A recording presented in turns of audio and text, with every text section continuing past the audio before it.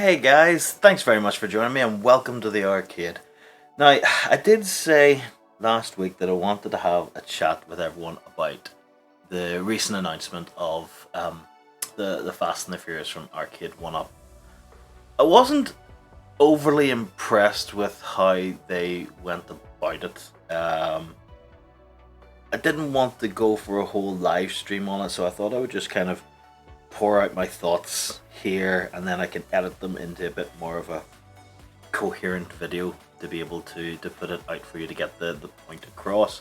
So I think the first thing to say is that I am not enthusiastic about this release. It has no nostalgia for me. It's not a game that I played. I'm not overly a fan of the cruising games, although I do have at least one running on the arcade racer behind me. It's not one that I would go for. I tend to go for things more like Outrun or Daytona or GTI Club, games along those lines when it came to racers. The Fast and the Furious version of what is essentially a reskinned sort of cruising, it was a bit gimmicky for me. I didn't really enjoy it, so it wasn't one that I would go out of my way. I remember watching it being played, but I don't think I ever spent any money on it. So that puts a bit of a bias on my own opinion because it's not something that I would rush out and get. So take that with a pinch of salt. The other thing, I do like that it's a deluxe cab. I do like that they've upgraded the wheel. Now they do say it's an upgraded wheel and has force feedback. Now the Ridge Racer one did have force feedback as well. So they said basically it was a rumble, but it only worked on 1-2 of the games. I would assume that it's going to work with both games on this one, but we'll not know until we get our hands on it. The shifter I really like. It's now sort of a manual 1, 2, 3, 4 out of it rather than just up or down, high or low. So that's really cool. They've done that well. They say they've upgraded the pedals. Again, that's going to be a thing we're going to find out when we actually get our hands on the game, which isn't going to be too far away. We're looking at the 5th of May to release. That's only a couple or 5th of May to get out to the Americans. I think 5th of May is down for Liberty Games and Game have it for June at this stage, so it's not miles away for the UK customers. Hopefully we'll get more reviews from the US when they get their hands on it. So I'm happy that it's going to be quick. What I didn't like was that they hyped this announcement up and then the whole thing was 8 minutes long.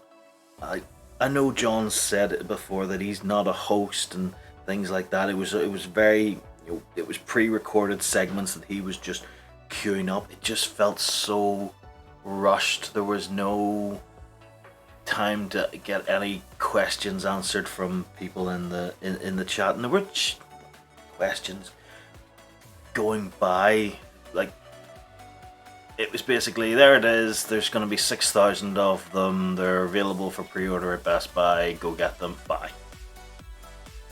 But we wanted to know more. Like, that's why they do these shows, so we can ask questions. If they just want to announce things, just fucking put it up on Facebook. The whole purpose of these live shows was that we can ask questions and we get answers that we need to know, that we want to know.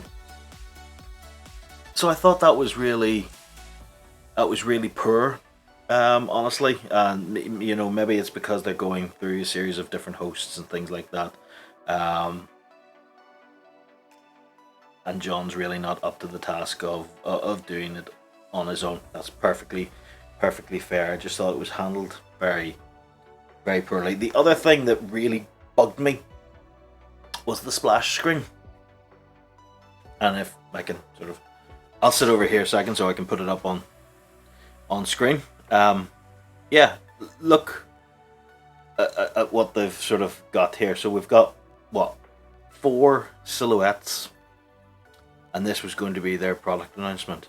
Now, why do that if it was only going to be Fast and the Furious? It hasn't been done in the past. In the Star Wars one, it was a silhouette of the Star Wars. Why would you suddenly then do 4 cabinets that people went out and figured out what they were, and they were kind of spot on? Hubert, Robotron. I don't understand that. That was creating false hope. It's like, oh my god, we're getting 4 new cabinets. No, we're not. We're getting 1. I don't know why you would do something like that to create this hype, because all that's going to happen is that the people that don't realize that it's going to be 1 announcement are going to be desperately disappointed when you say, here it is, it's Fast and the Furious, it was none of these ones at all. That was stupid. Whoever came up with that marketing idea needs to have their head examined. I don't know why they went out of their way to put out 4 silhouette cabinets if not one of them is in rotation to be released anytime soon. It was a real misstep, and I know we've gone back and forth with Arcade 1-Up for the last couple of years, where they don't communicate well, and then we think they're getting better, and then they fuck it up again. And I think this is another learning opportunity for them. Don't be putting up 4 cabinets on a tease if you're not going to announce those cabinets. If you have no intention of announcing those cabinets. One of them was Qbert. You've said that Qbert probably won't sell and will not do it. So why put it up there for people to go out, investigate, try and connect the dots and go, oh my god, let's get excited about this, and then it's Fast and the Furious. I didn't like it at all. I just thought... Okay, so to pull some positives out of the announcement, I like that they are able to link cabinets over the local Wi-Fi. And I thought that Michael B actually had a really good point. So if they're able to do this with Fast and the Furious, could they do it with the Time Crisis cabinet? Is that why we haven't heard anything from Time Crisis in a while? Because they wanted to get this working on Fast and the Furious and then port it over. Because Time Crisis 2 is a great game, but it requires 2 screens because the characters go off in different directions in different parts of the game. You need 2 screens. It wouldn't work as a split screen because the screen isn't big enough. But if you got 2 cabinets, one playing 1 player, one playing 2 player, you don't need that. And that's a brilliant idea. I really hope there's some credence to that. I would love to see Time Crisis as a linked up cabinet. And maybe then you could reduce the cost of it by only having the one Sinden light gun, because those things are pricey. Putting those into a cabinet really does up the price. But if you reduce it from 2 down to 1 and say if you want to play 2 player, get a second cabinet, link them together. For most people, they're not going to go that way, but for most, 1 player is probably okay. Certainly I would take the hit and say one player is okay. Like Time Crisis, the original, is a single player game. Point Blank and those kind of ones, they are 2 player. It would be good to have a 2 player game with a bit of competition. If I wanted to do that, I could save up and get another cabinet.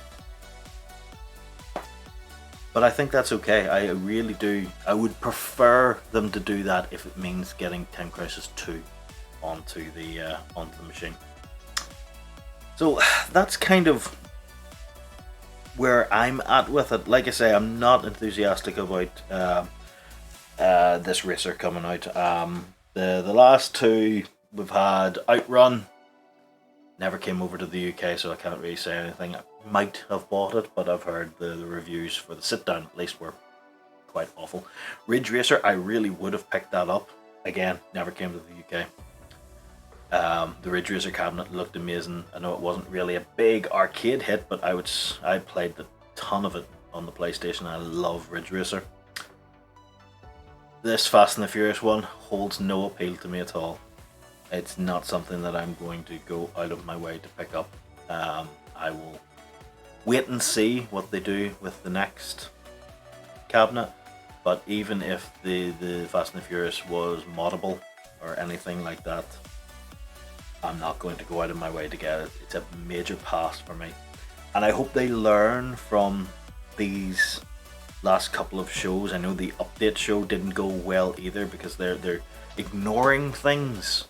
Like the update from Code Mystics on Killer Instinct, never touched it. That's a major update. And your whole point of that show is to update people on what you're updating on the cabinets.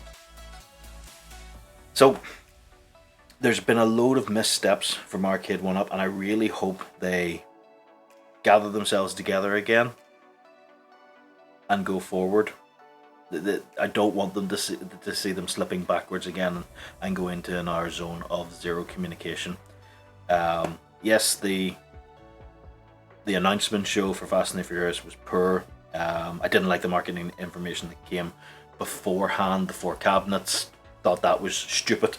That was a daft idea, whoever came up with that. But again, it's my opinion. I'm not enthusiastic about this cabinet. It holds no nostalgia for me, so am I slightly biased in how I see the cabinet? Yes. But with regards to the announcement, I think everyone would feel quite similar on that. I just think it was poorly handled. We needed more information. And the tease that they put out beforehand was underhanded. I'll go as far as saying it was underhanded. It was to increase the hype when they knew they didn't have it. And I think all it's done is brought disappointment rather than getting people on board.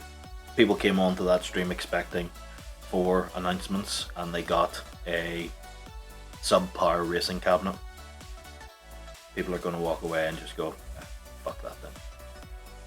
I don't think they got what they wanted from it. Maybe they got the viewers, those won't transfer to sales. But anyway, let me know what you think in the comments below. I'd love to see what you reckoned on the announcement, on the cabinet itself, on how Arcade 1-Up are doing generally with their communication. Do you think it's up to scratch? Personally, I don't. But I hope they learn from it and get better. Anyway, thanks very much for sticking with me today. I will see you all very soon. Take her easy. Bye. Thank you.